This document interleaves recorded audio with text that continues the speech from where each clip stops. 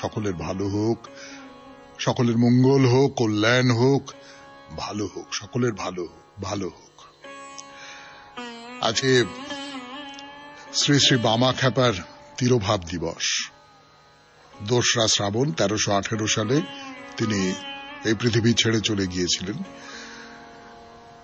আজ শ্রী শ্রী মাতা প্রভাসিনী দেবীর তিরোভাব তিথি এবং বিখ্যাত কবি এবং নাটককার দ্বিজেন্দ্রলাল রায় তার জন্মদিন আজকে। 1883 খ্রিস্টাব্দে তার জন্ম হয়েছিল। অসামান্য সব হাসির গান লিখে গেছেন, বহু নাটক লিখে গেছেন, সে নাটকগুলো বাংলা সাহিত্যের স্থায়ী সম্পদ হয়ে থেকেছে। এবারে বেণী মাধবশীলের পঞ্জিকা অনুযায়ী আজকের দিনটার কথা বলি। আজকে 2রা শ্রাবণ 1432, ইংরেজির 19 জুলাই 2025, শনিবার। আজ নবমী। সূর্যোদয়ের সময় ভোর 5:05, সূর্যাস্তের সময় সন্ধে 6:22। নক্ষত্র ভরণী। আজকে জন্মে মেষ রাশি, ক্ষত্রিয় বর্ণ, মতান্তরে বৈশ্য বর্ণ, নরগণ। রাত্রি 12:10 গতে রাক্ষসগণ। আমাদের হোয়াটসঅ্যাপে চিঠি পাঠাবার নাম্বার 9831922927। চিঠির গোড়ায় অতি অবশ্যই SG লিখতে হবে। এবারে আজকের অনুষ্ঠান সম্পর্কে বলি। প্রথমে পুরাণ চিরন্তন। পুরাণ চিরন্তনে আমরা বলছিলাম প্রায়শ্চিত্ত সম্পর্কে। প্রায়শ্চিত্ত সম্পর্কে বলতে গিয়ে আমরা বলেছিলাম 2 রকমের প্রায়শ্চিত্তের বিধি আছে, 2 রকম প্রায়শ্চিত্তের কথা জানতে পাচ্ছি আমরা। একটা হচ্ছে যজ্ঞ করবার সময় কোনো একটা গন্ডগোল হয়ে গেল, কিছু একটা ভেঙে টেঙে গেল বা কিছু একটা অসম্পূর্ণতা তৈরি হলো, সেটা কারুর ভুলে না হয়ে গেল, তখন তার জন্য একটা প্রায়শ্চিত্ত। আর কোনো একজন তার নিজের পাপের জন্য বা সামগ্রিকভাবে কোনো পাপের জন্য, অন্যায়ের জন্য, স্খলনের জন্য কৃচ্ছতা সাধনের মধ্যে দিয়ে প্রায়শ্চিত্ত, এই 2 রকম প্রায়শ্চিত্তের কথা আমাদের বলা হয়েছে। তারপর থেকে শুরু করব। তারপরে চলে যাব আত্মা প্রসঙ্গে স্বামী বিবেকানন্দের একটি রচনা, সেটা পড়ে শোনাবো আপনাদের। স্বামী রঙ্গনাথানন্দজি তার ভূমিকা পড়ে শোনাচ্ছি, ভাগবতের ভূমিকা, এবং তাতে শঙ্করাচার্যের প্রসঙ্গ এসে পড়েছে, তার ব্যাখ্যা এসে পড়েছে। অসাধারণ একটি ভূমিকা, অসাধারণ একটি গ্রন্থ, সেখান থেকে খানিকটা পড়ে শোনাবো। তারপরেই চলে যাব স্বামী গোকুলানন্দের রচনা থেকে পাঠ, মানসিক চাপ জয় করার উপায় নিয়ে তার যে গ্রন্থ, সেটি থেকে পড়ে শোনাবো। আপনাদের চিঠিপত্র এবং আজকে শনিবার, আজকে মহাপুরুষের কথা, মার্টিন লুথারের কথা খানিকটা বলবো আপনাদের। 92.7 বিগ FM এ শরণাগত অনুষ্ঠান শুনছেন। এখন পুরাণ চিরন্তন। আমি আছি আপনাদের সঙ্গে, আপনাদের সৌমিত্র বসু। ফিরে আসছি গানের পর। গান শেষ, কথা শুরু। 92.7 বিগ FM এ শরণাগত অনুষ্ঠানে পুরাণের কথা। তো যেটা বলছিলাম সেটা হচ্ছে যে এই যে স্খলন, কোনোভাবে পাপ করা, কোনোভাবে অন্যায় করা, তার একটা প্রায়শ্চিত্ত আছে। প্রায়শ্চিত্ত মানে কি? এটা আমরাও করি। দেখবেন যে কোনো একটা অন্যায় করে ফেলেছি, আমি নিজেকে তার শাস্তি দিলাম। তুমি এইটা করেছো বলে নিজেকে শাস্তি দেওয়া হলো। এইরকমটা হয়তো আমি আমার খুব প্রিয়জনের সঙ্গে খুব খারাপ ব্যবহার করেছি, আমি খেলাম না, খেতে ইচ্ছে করলো না। এই ইচ্ছে না করাটা, এটাও কিন্তু এক ধরনের একটা কৃচ্ছতা সাধন। তো যাই হোক, যে কোনো কারণেই হোক, বিশ্বস্রষ্টা প্রজাপতির বাঁ চক্ষুটি একসময় খুব ফুলে যায় এবং সেটা একসময় খসে পড়ে। ধাতুর অর্থ হচ্ছে ফুলে ওঠা।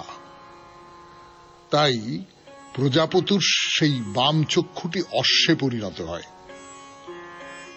দেবতারা প্রজাপতির সেই চক্ষুটা তার নিজের জায়গায় স্থিত করবার জন্য অশ্বমেধ যজ্ঞ করেন এবং প্রজাপতিকে তার আগের জায়গায় প্রতিষ্ঠিত করেন। এটা হচ্ছে গল্প। প্রজাপতির চোখ ফুলে গেল, ফুলে গিয়ে খুলে পড়ে গেল, তখন সেটা অশ্বে পরিণত হলো। সেই অশ্বমেধ যজ্ঞ করে আবার প্রজাপতির চোখ ঠিক করে দেওয়া হলো। এটা একটা ডাক্তারি শাস্ত্রের কথা বলে মনে হয় না, সেই সময়কার চিকিৎসা শাস্ত্রের কথা। তো এই হলো অশ্বমেধ যজ্ঞ, তার মূল ইতিহাস বা কিংবদন্তি যদি বলেন তাই। তো এই যে তখন থেকেই এটা বলা হয় যে যিনি অশ্বমেধ যজ্ঞ করেন তিনি কি করেন, তাহলে তিনি প্রজাপতিকে সম্পূর্ণ করেন, এবং এই প্রজাপতিকে যিনি সম্পূর্ণ করেন তিনি নিজেও সম্পূর্ণ হন। এই অশ্বমেধ যজ্ঞ হচ্ছে সবকিছুর প্রায়শ্চিত্ত, সমস্ত রকম মনোযাতনার ওষুধ। দেবতারা এই অশ্বমেধ যজ্ঞের মাধ্যমেই সমস্ত পাপ থেকে মুক্ত হয়েছিলেন, এমনকি ব্রহ্ম হত্যা বা ব্রাহ্মণ হত্যার পাপও এই যজ্ঞের অনুষ্ঠান করে মুক্ত হওয়া যায় সেই পাপ থেকেও। তাহলে অশ্বমেধ যজ্ঞের একটা কিংবদন্তি ইতিহাস বলতে পারি আমরা, সেইটা এর থেকে জানা গেল। এবং এই রকম করে তার মানে এই যে কোথাও একটা একটা একটা চিকিৎসা, একটা নিরাময়, এই যে প্রায়শ্চিত্ত, এর সঙ্গে কোথাও একটা নিরাময়ের সম্পর্ক আছে। শুনছেন প্রায়শ্চিত্ত নিয়ে পুরাণের কথা 92.7 বিগ এফএম এ শরণাগত অনুষ্ঠানে। আরো কথা বলবার জন্য ফিরে আসছি, আমি আপনাদের সৌমিত্র বসু। গানের পর 92.7 বিগ এফএম এ শরণাগত অনুষ্ঠান শুনছেন। এখন স্বামী বিবেকানন্দের রচনা থেকে পাঠ, রচনার নাম আত্মা। কিন্তু আমাদের পরিচিত এই সংসারের শেষ হইবে না, ইহা অনন্তকাল চলিতে থাকিবে। তরঙ্গ ভঙ্গে চলিলেও, চক্রাকারে চলিলেও ইহার শেষ নাই। অসংখ্য জীবাত্মাকে মুক্তি এবং পূর্ণতা লাভ করিতে হইবে। কিছু জীবাত্মা আছে বৃক্ষের মধ্যে, কিছু আছে পশুর মধ্যে, কিছু আছে মানুষের মধ্যে, কিছু দেবতার মধ্যে, কিন্তু প্রত্যেকেই, এমনকি উচ্চতম দেবতারাও অপূর্ণ, বদ্ধ। এই বদ্ধাবস্থা বা বন্ধন কিরূপ? বদ্ধাবস্থা জন্ম মরণশীল অবস্থা। উচ্চতম দেবতাগণ মৃত্যুমুখে পতিত হন। এই সকল দেবতার অর্থ বিশেষ অবস্থা, বিশেষ পদ। যেমন ইন্দ্রত্ব একটি বিশেষ পদ মাত্র। একজন অতি উত্তজীব বর্তমান কল্পের আরম্ভে এই পৃথিবী হইতেই এই পদ অলঙ্কৃত করিতে গিয়াছেন, এবং বর্তমান কল্প শেষ হইলে তিনি পুনরায় এই পৃথিবীতে মনুষ্যরূপে জন্মগ্রহণ করিবেন। এই পৃথিবীর অপর এক অতিশয় পুণ্যবান ব্যক্তি পরবর্তী কল্পে ওই পদ অধিকার করিবেন। অন্যান্য সকল দেবতার ক্ষেত্রেও এই একই নিয়ম প্রযোজ্য। তাহারাও সেই সকল বিভিন্ন পদধারী, যে পদসমূহ লক্ষ লক্ষ জীব পর্যায়ক্রমে অধিকার করিয়াছে এবং পরে পুনরায় পৃথিবীতে অবতরণ করিয়া মনুষ্যরূপে জন্মগ্রহণ করিয়াছে। যাহারা এই পৃথিবীতে পুণ্যকর্মাদি করেন এবং অন্যদের সাহায্য করেন, কিন্তু কিছুটা সকাম ভাবে, পুরস্কারের আশায় অথবা অন্যদের প্রশংসার লোভে, তাহারা নিশ্চয় মৃত্যুর পরে সেই সকল পুণ্যকর্মের ফল ভোগ করিবেন। তাহারাই এই সকল দেবতা হইবেন। কিন্তু ইহা তো মুক্তি নয়। পুরস্কারের আশায় কৃত সকাম কর্ম দ্বারা কখনো মুক্তি লাভ হয় না। মানুষ যাহা কিছু কামনা করে, ঈশ্বর সে সবই তাহাকে দান করেন। মানুষ শক্তি কামনা করে, সম্মান কামনা করে, দেবতা রূপে ভোগ ও সুখ কামনা করে। তাহাদের এই সকল কামনা পূর্ণ হয়। কিন্তু কোন কর্মের ফলই নিত্য নহে, কিছুকাল পরে উহা নিঃশেষিত হইয়া যায়। বহুকাল স্থায়ী হইলেও উহা নিঃশেষিত হইয়া যাইবেই, এবং সেই সকল দেবতা পৃথিবীতে অবতরণ করিয়া মনুষ্যরূপে জন্মগ্রহণ করিবেন। এইভাবে তাহারা মুক্তি লাভের আরেকটি সুযোগ লাভ করিবেন। পশুগণ উচ্চতর স্তরে উঠিয়া হয়তো মনুষ্যরূপে দেহ ধারণ করিবে, দেবতারূপও ধারণ করিতে পারে, কিন্তু তাহার পর সম্ভবত পুনরায় মনুষ্য রূপ ধারণ করিবে, অথবা পূর্বের মতো পশুত্ব প্রাপ্ত হইবে।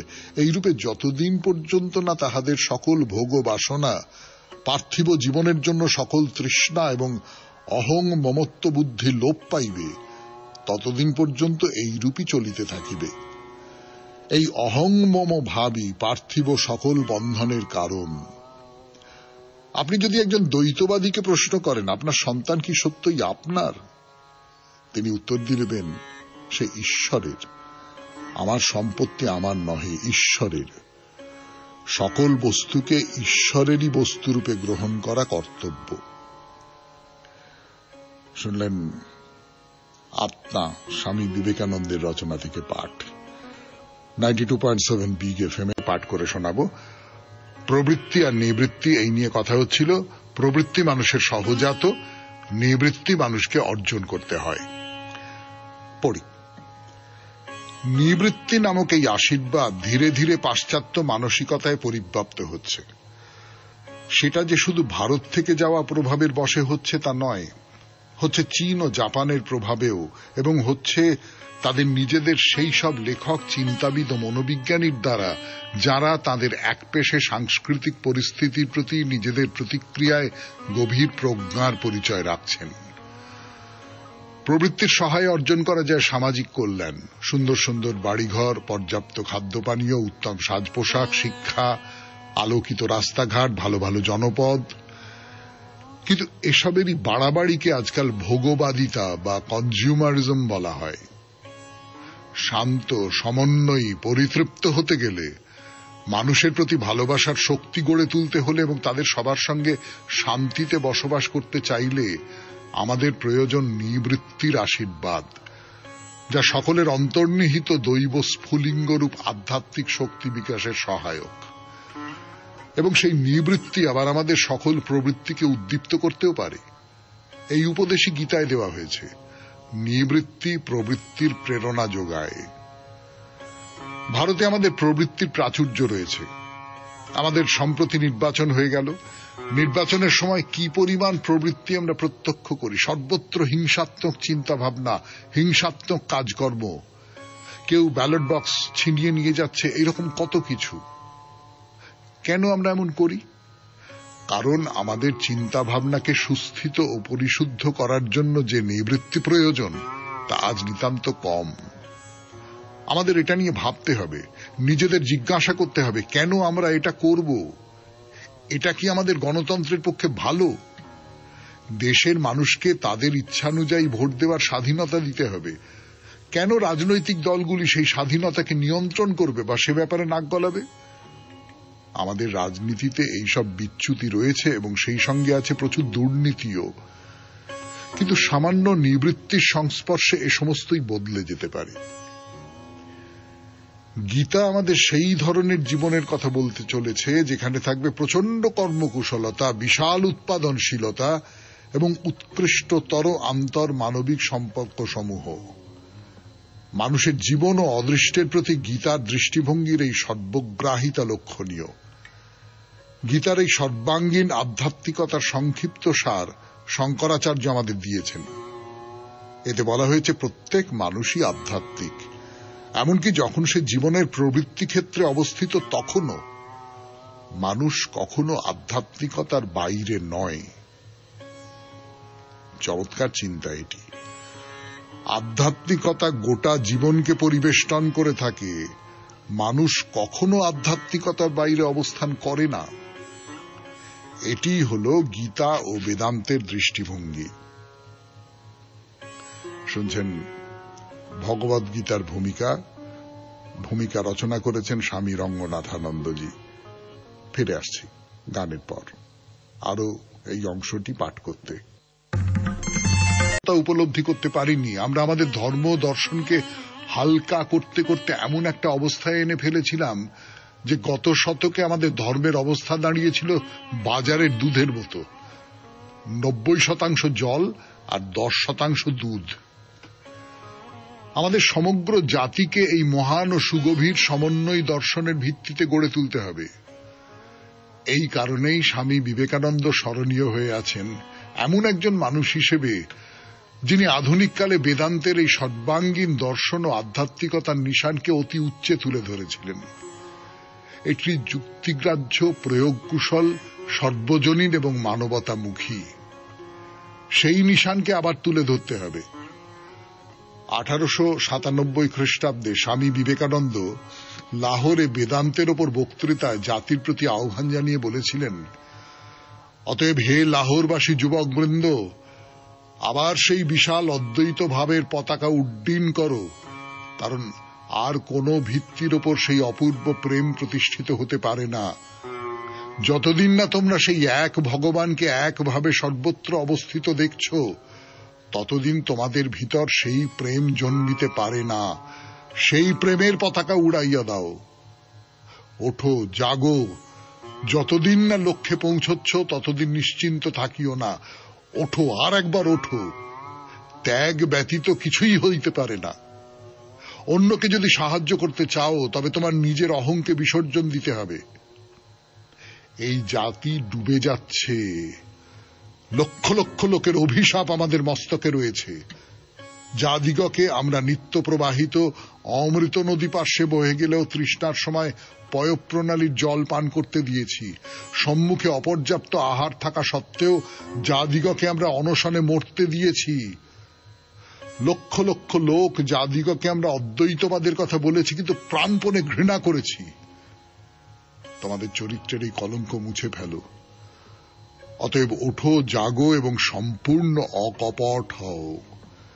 ভারতে ঘোর কপটতা প্রবেশ করেছে। চাই চরিত্র, চাই এইরূপ দৃঢ়তা ও চরিত্র বল, যাতে মানুষ একটা ভাবকে মরণ কামড়ে ধরে রাখতে পারে। শুনলেন ভগবদ গীতার ভূমিকা থেকে পাঠ, স্বামী রঙ্গনাথানন্দজি। 92.7 বিগ এফএম এ শরণাগত অনুষ্ঠানে এবার স্বামী গোকুলানন্দের রচনা থেকে পড়ে শোনাব। ফিরে আসছে আমি, আপনাদের সৌমিত্র বসু। 92.7 বিগ এফএম এ সৌমিত্র বসুর সঙ্গে শুনছেন থেকে পাঠ 92.7 বিগ এফএম এ শরণাগত অনুষ্ঠানে ধ্যানের ফলাফল। কাজের মধ্যে ধ্যানের ধারণাটি এর বিপরীত। যখন আমরা চোখ বন্ধ করে ধ্যান করি তখন বড়জোর আধ ঘন্টা আমরা ধ্যান চালিয়ে যেতে পারি। দিনের বাকি সময় খোলা চোখেই আমরা ঘুরে বেড়াই। প্রচলিত ধ্যানে যেহেতু চোখ বন্ধ রাখাই দস্তুর, সেহেতু দিনের 24 ঘন্টাই প্রচলিত ধ্যানে মগ্ন থাকা সম্ভব নয়, কারণ সর্বক্ষণ চোখ বন্ধ রাখা আমাদের পক্ষে অসম্ভব। দিনের বেশিরভাগ সময়ই চোখ আমাদের খোলা রাখতে হয়। এ তদনুসারে বড় বড় সাধু মহাত্মারা বলেছেন যে জীবনের মূল লক্ষ্য অর্জনের জন্য, অর্থাৎ আমাদের প্রকৃত স্বরূপকে উপলব্ধির জন্য আমাদের অবিরাম ধ্যানের অনুশীলন করা উচিত। অবিরাম জপের ধারণা হয়তো আমাদের অনেকেরই আছে, কিন্তু অবিরাম ধ্যানের ধারণাটি হল সেই অমূল্য প্রাচীন উত্তরাধিকার যা স্বামী বিবেকানন্দ আমাদের দিয়ে গিয়েছেন। আমরা অনেক বরেণ্য সাধু মহাত্মার কথা শুনি যারা অবিরাম জপ করে চলেছেন। আমার মনে পড়ছে সেই রাশিয়ান সাধুর কথা, যিনি তার the way of the pilgrim এবং the pilgrim continues his way গ্রন্থ দুটিতে বলছেন যে শয়নে, স্বপনে, ঘুমে, জাগরণে সব সময়ই তিনি লক্ষ্য করতেন যে তার ভিতরে তার বীজ মন্ত্র স্বতঃস্ফূর্তভাবে অবিরাম ধ্বনিত হচ্ছে। অবিরাম জপ না হয় সম্ভব, কিন্তু অবিরাম ধ্যান কি সম্ভব? একজন গৃহিণী বা একজন উচ্চ পদাধিকারীকে সারাদিনে নানা রকম কাজ করতে হয়, নানা রকম লোকের সঙ্গে মিশতে হয়, নানা ধরনের ক্রিয়াকলাপে ব্যস্ত থাকতে হয়। এমতো অবস্থায় অবিরাম ধ্যান তো অবাস্তব বলেই মনে হয়। কিন্তু ঈশ্বরের অবিরাম সান্নিধ্যের অনুশীলন যদি আমরা না করি, আমাদের দৈনন্দিন কাজকর্মকে যদি আমরা অধ্যাত্মময় না করে তুলি, জীবনের লক্ষ্য অর্জনে ব্যর্থ হব আমরা। সারাদিন নানান ধরনের মানুষ ও নানা রকম পরিস্থিতির মোকাবিলা করতে করতে আমাদের চিন্তার মধ্যে এই আধ্যাত্মিক অন্তঃপ্রবাহকে হয়তো আমরা বজায় রাখতে পারবো না। ফলত আত্ম উপলব্ধির মূল লক্ষ্যটি আমাদের ফাঁকি দিয়ে পালাবে, এবং তাকে যদি আমরা উদ্ধার করতে না পারি, জীবনে আমাদের পূর্ণতা বলে কিছু থাকবে না। সুতরাং এই জীবনে পরম লক্ষ্য অর্জনে অবিরাম ধ্যান হল অপরিহার্য শর্ত। মনের এক বিশেষ দৃষ্টিভঙ্গি যদি আমাদের না থাকে, এ ধরনের অবিরাম মনকে কেন্দ্রীভূত করে রাখা আমাদের পক্ষে সম্ভব নয়। চোখ যখন বন্ধ থাকে তখন তো আমরা ইষ্টকে অন্তরে দেখি এবং তার উপর মনকে নিবদ্ধ করি, কিন্তু চোখ খোলা মাত্র বাইরের জগৎটা বিশাল মূর্তি ধরে হাজির হয় চোখের সামনে, তাতেই ডুবে যাই আমরা, আর ধ্যানাবিষ্টতা যায় হারিয়ে। সুতরাং কর্মের মধ্যেও ধ্যানাবিষ্টতাকে সঞ্চারিত করা একান্ত জরুরি। স্বামী গোকুলানন্দজির রচনা থেকে পাঠ আজকের মতো শেষ হলো। কেমন করে এই ধ্যানাবিষ্টতা অর্জন করব আমরা আমাদের দৈনন্দিন জীবনে, তাই নিয়ে তিনি পরে কথা বলবেন, আমরা পরে শোনাব। এবারে তাহলে গানের পর চিঠিপত্র। 92.7 বিগ এফএম এ শুনছেন জীবনের সহজ পাঠ, শরণাগত। 92.7 বিগ এফএম এ শরণাগত অনুষ্ঠানে এবারে চিঠিপত্র। লিপি মুখার্জির চিঠি, লিখেছেন চন্দননগর, হুগলি থেকে। লিপি মুখার্জি চন্দননগরের একটি বিখ্যাত পুজোর কথা বলছেন। না, জগদ্ধাত্রী পুজোর নয়, পড়ে শোনাই সেই চিঠি। চন্দননগরের বিখ্যাত জগদ্ধাত্রী পূজার কথা তো সবাই শুনেছেন, কিন্তু এই চন্দননগরেই 500 বছরের প্রাচীন দেবী মা ভুবনেশ্বরীর পুজো হয়, যা হুগলি জেলার অন্যতম বিখ্যাত উৎসব। এখানে মা ভুবনেশ্বরীর পুজো নিয়ে একটি প্রচলিত কাহিনী আছে। শোনা যায়, জনৈক ব্যক্তি আজ থেকে 500 বছর আগে একদিন ভোরে গঙ্গা স্নানে যাওয়ার সময় গঙ্গার তীরে বসে দুই পরমা সুন্দরী দেবীকে গল্প করতে দেখেন। তখন তিনি তাদের পরিচয় জানতে চাইলে বলেন তারা হলেন দেবী বিশালাক্ষী এবং দেবী ভুবনেশ্বরী। আর সেই রাতেই দেবী বিশালাক্ষী সেই ব্যক্তিকে স্বপ্নাদেশ দেন যে সেনহাটির দেবী বিশালাক্ষী দেবী ভুবনেশ্বরী রূপে গঙ্গা তীরবর্তী স্থানে অধিষ্ঠিতা হতে চান এবং গঙ্গার পাড়ে আছে দেবীর মঙ্গল ঘট। সেই ঘট তুলে এনে পুজোর ব্যবস্থা করতে নির্দেশ দেন। দেবীর নির্দেশ মতন সেই ব্যক্তি ঘট গঙ্গা থেকে তুলে এনে বটতলায় স্থাপন করে পুজো শুরু করেন। কিন্তু সেই বটতলায় পুজো যথাযথ হচ্ছিল না। সেই সময় দেবীর নির্দেশে স্থানীয় এক ব্যক্তি হাটখোলাতে দেবীর সম্পত্তি দান করেন। সেখানেই বর্তমানে দেবীর দালান সহ মন্দির। এই মন্দিরে দেবীর পুজো হয় 1 মাস ধরে। রথের দিন পুজো শুরু হয় আর চলে 1 মাস পর্যন্ত। এবারে আসি দেবীর মৃন্ময়ী রূপ বর্ণনায়।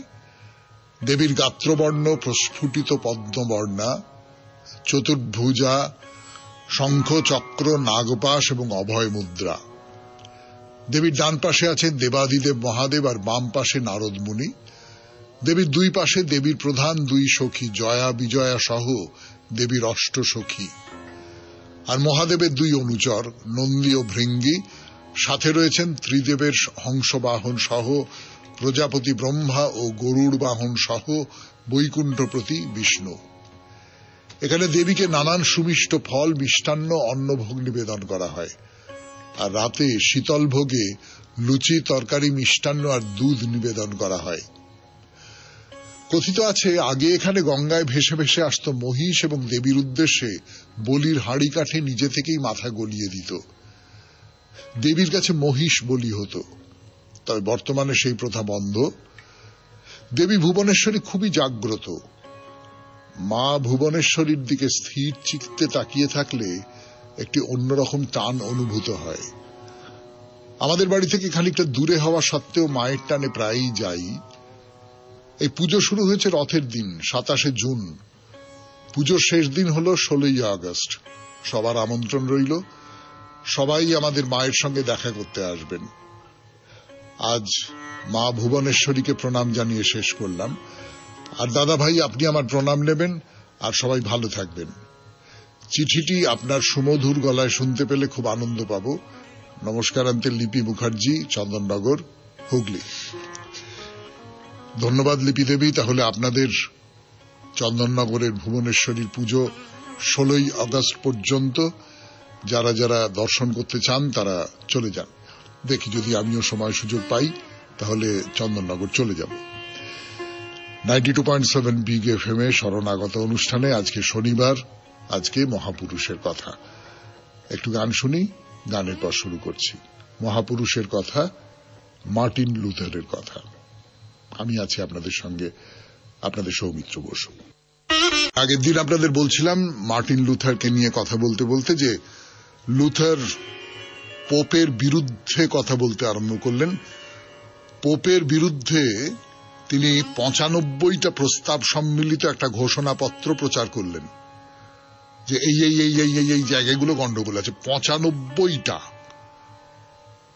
95টা আপত্তি, 95টা যুক্তি, এবং বললেন যে আচ্ছা, পোপ যদি নরকের সব আত্মাকে মুক্তি দিতে পারেন তাহলে কেন তিনি সব পাপী তাপীকে মুক্তি দিচ্ছেন না? তার মানে পোপ যে নরকের সব পাপীকে মুক্তি দিতে পারেন, এটা ভুল কথা।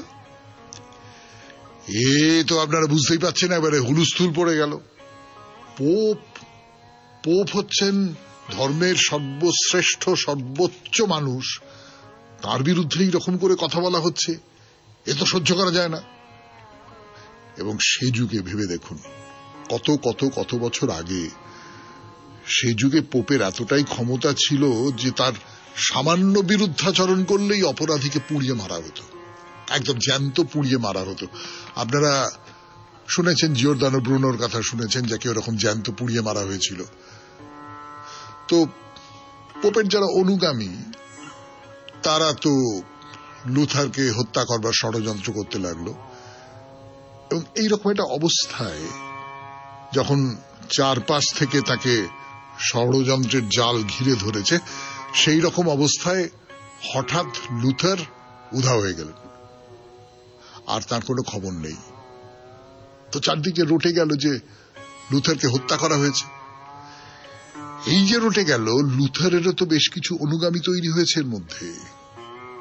তিনি যে কথাগুলো বলছেন, যে প্রশ্নগুলো তুলছেন, সেই কথাগুলো, সেই প্রশ্নগুলো, সেগুলো তো অনেকের মনে হচ্ছে হ্যাঁ সত্যি, এরকম করে তো ভাবিনি, বা যদি বা ভেবে থাকি তাহলে এই কথাগুলো বলবার সাহস পাইনি। আমাদের সকলের হয়ে একজন এই কথাগুলো বলে দিচ্ছে।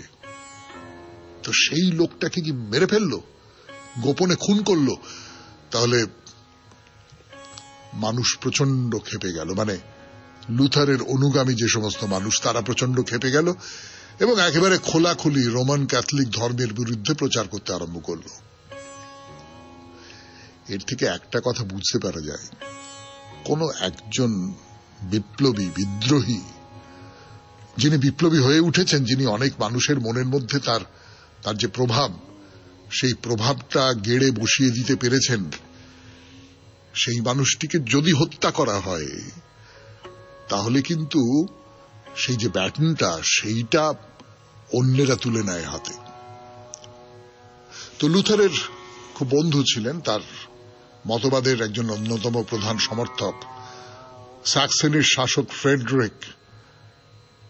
তিনি আসলে বুঝতে পেরেছিলেন যে লুথারের খুব বিপদ, তাকে তো বাঁচাতে হবে, যে করে হোক বাঁচাতে হবে। তিনি তাকে নিজের দুর্গে নিয়ে আসেন, সেখানেই লুথার আত্মগোপন করেছিলেন। তো এই যে আত্মগোপন করে আছেন, বাইরে বেরোতে পারছেন না, বাইরের জগতের সঙ্গে তার কোনো সম্পর্ক নেই। বেশিরভাগ সময় তিনি পড়াশুনো করছেন, অনুবাদ করছেন, অনুবাদের কাজ করছেন, আর বাকি সময়টায় একেবারে গভীর ধ্যানে আত্মমগ্ন হয়ে আছেন। এই সময় তিনি গ্রিক ভাষা থেকে মূল যে বাইবেল, সেটা জার্মান ভাষায় অনুবাদ করলেন। জার্মান ভাষা সকলে পড়তে পারবে, গ্রিক পড়তে পারবে না। সাধারণ মানুষ যাতে বাইবেল পড়তে পারে, যে মুহূর্তে পড়তে পারবে সেই মুহূর্তে তারা প্রশ্ন করতে পারবে যে কি হলো, না এই ধর্মযাজকের এই সমস্ত কথা বলছে, এগুলো তো সত্যি কথা নয়। পোপ যে কথাগুলো বলছেন, এই কথাগুলো তো সত্যি কথা নয়, বাইবেলে তো এই সমস্ত কথা লেখা নেই। আর তাছাড়া ধর্ম সম্পর্কে বেশ কিছু ছোট ছোট গ্রন্থ, সেগুলো রচনা করতে লাগলেন। শুনছেন মহাপুরুষের কথা, মার্টিন লুথারের কথা, 92.7 বিগ এফএম এ শরণাগত অনুষ্ঠানে। ফিরে আসছি, একটু গান শুনে নি। 92.7 বিগ এফএম এ শরণাগত অনুষ্ঠানে আমি আছি আপনাদের সঙ্গে, আপনাদের সৌমিত্র বসু। মহাপুরুষের কথাই বলছি, মার্টিন লুথারের কথা।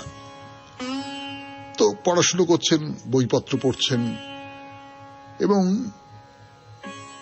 নির্জনে থাকার কথা বলেছেন না, আমাদের ঠাকুর বলেছেন, ঠাকুর শ্রী রামকৃষ্ণ পরমহংসদেব, যে নির্জনে যাও, নির্জনে গিয়ে ভাবো, ধ্যান করো।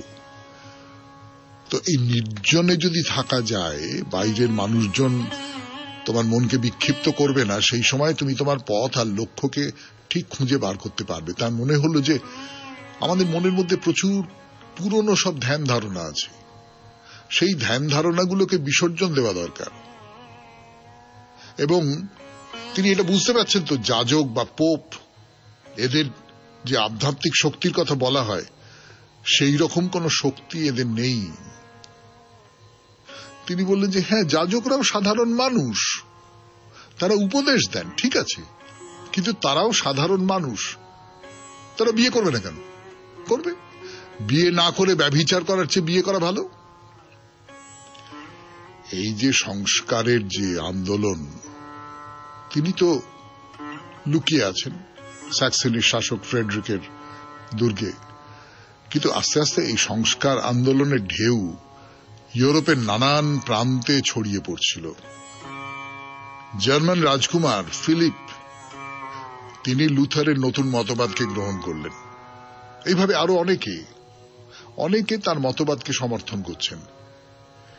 এইভাবেই ক্রমশ গড়ে উঠতে লাগলো রোমান ক্যাথলিক ধর্মের বিরুদ্ধে একটা প্রতিবাদী সংগঠন।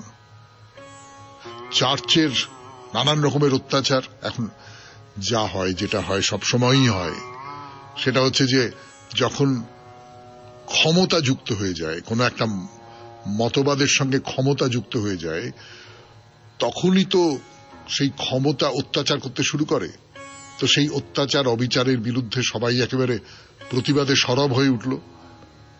ক্রমে এই যে প্রতিবাদী দলের সংখ্যা বেড়ে উঠল। এইবার লুথার অনুভব করলেন যে তার বেরোবার সময় হয়েছে। কিন্তু আর সময় নেই আমাদের। আজ এই পর্যন্তই থাক। 92.7 বিগ এফএম এ শরণাগত অনুষ্ঠানে হোয়াটসঅ্যাপে চিঠি পাঠাবার নাম্বার 9831922927। চিঠির গোড়ায় অতি অবশ্যই SG লিখতে হবে। শেষ করলাম আজকের শরণাগত। সবাই খুব ভালো থাকবেন, আনন্দে থাকবেন। নমস্কার। সকলের ভালো হোক, সকলের মঙ্গল হোক, কল্যাণ হোক, ভালো হোক, সকলের ভালো হোক। আজকে শ্রী শ্রী বামা খ্যাপার তিরোভাব দিবস। 2রা শ্রাবণ 1318 সালে তিনি এই পৃথিবী ছেড়ে চলে গিয়েছিলেন। আজ শ্রী শ্রী মাতা প্রভাসিনী দেবীর তিরোভাব তিথি এবং বিখ্যাত কবি এবং নাটককার দ্বিজেন্দ্রলাল রায়, তার জন্মদিন আজকে। 1883 খ্রিস্টাব্দে তার জন্ম হয়েছিল। অসামান্য সব হাসির গান লিখে গেছেন, বহু নাটক লিখে গেছেন। সে নাটকগুলো বাংলা সাহিত্যের স্থায়ী সম্পদ হয়ে থেকেছে।